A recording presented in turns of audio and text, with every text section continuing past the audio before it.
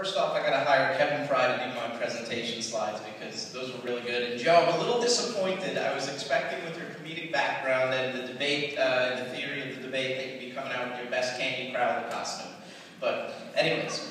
It's underneath what I'm wearing. It's underneath. Okay, good. So I'm not saying, a lot of people ask me that, you know, Andrew, you do 100% digital advertising. I'm not saying that you should not advertise on traditional media, but it shouldn't be the dealer.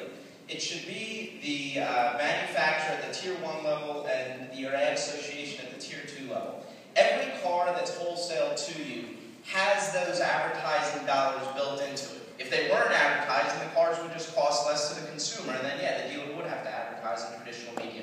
But let the Tier 1 and Tier 2 do the heavy lifting of creating stimulus and awareness.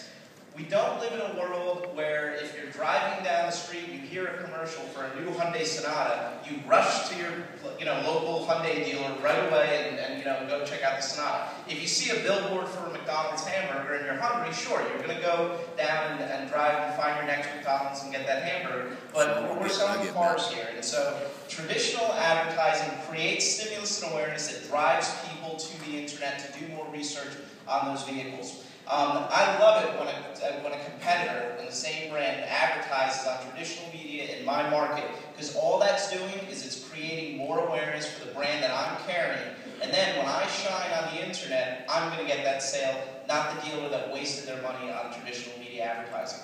Also, there's this really kind of forward-thinking tool on most manufacturers' websites and third-party websites. It's called a dealer locator. That's how they're finding you, okay? You don't need to spend thousands and thousands of dollars in traditional media to let people know that you exist. Fish where the fish are. Okay? Even if unemployment was 15%, people are always going, there is always going to be a need for cars. There might not always be a want for cars depending on economic conditions. There's always going to be a need. These people are going to be out on the internet doing research. We live in an inventory-based marketing world. We heard a very engaging presentation yesterday about VIN exposure of vehicles. Okay? You need to have a strong presence on AutoTrader, Cars.com, Edmunds, Kelley Blue Book, automotive-specific sites. I expect a free month from each of those vendors.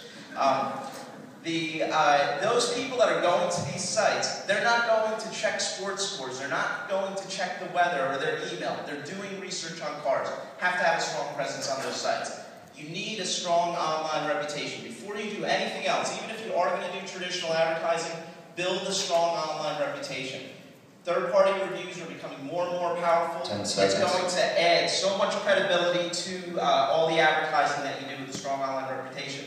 And then finally, Google is the glue that brings all this together. Defend your page one with pay-per-click and SEO.